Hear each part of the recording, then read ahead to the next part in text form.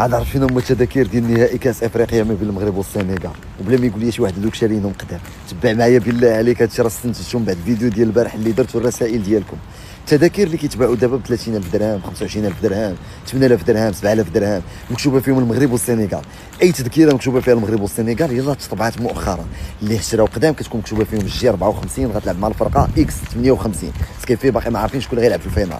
هذوك اللي مطبوعه فيهم المغرب والسنغال نهار الاحد مع في ملعب رياض الله الفينال يلاه تطبعوا. هذوك الناس اللي كيبيعوا هاد التذاكر كيفاش توصلوا على 13 14 ورقه كيبيعوا ب 6000 7000 درهم كاتيجوري 3.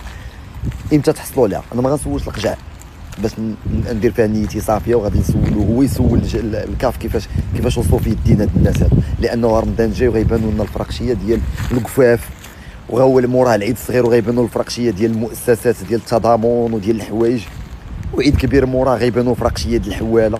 ودائما حدا الفرقشيه كتلقى مسؤولين سياسيين اللي عندهم النفوذ انهم يتوصلوا لهاد التذاكر يلاه تطبعوا مكتوبه فيهم المغرب والسنغال كيفاش توصلوا لهم هاد الناس وفين وصلوا لهم. ودي والله وتقراو رساله وحده من مغاربه العالم وشنو دايرين لهم وليداتهم باش يحضروا. تقراو رساله وحده من المغاربه مساكن اللي هاد الناس راه بجهدهم يعني يستخلصوا المساله القانونيه، يعرفوا راسهم ما غيتوصلوش مساكن هاد التذاكر، ما يمكنش يوصلوا لها بطريقه قانونيه.